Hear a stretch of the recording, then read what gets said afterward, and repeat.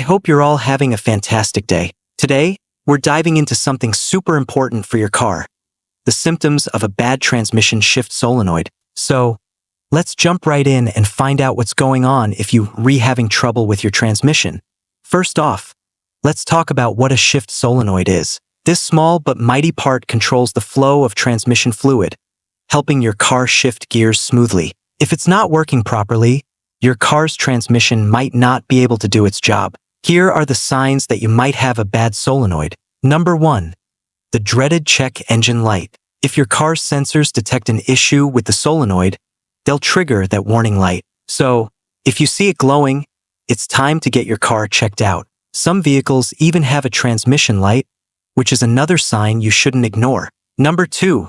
Gear shift delays. Have you noticed your car hesitating when it tries to change gears?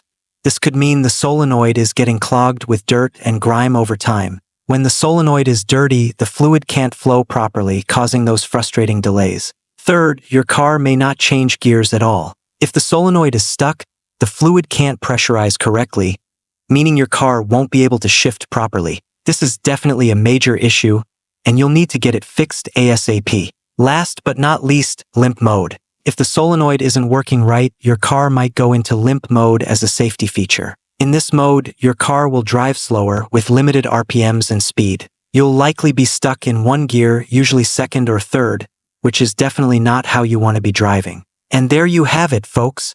Those are the main symptoms of a bad transmission shift solenoid. If you noticing any of these signs in your car, it's time to get it looked at by a professional before it gets worse. If you found this video helpful, don't forget to like and subscribe to Auto Repair for more easy car fixes and tips. Thanks for watching, and I'll catch you in the next video.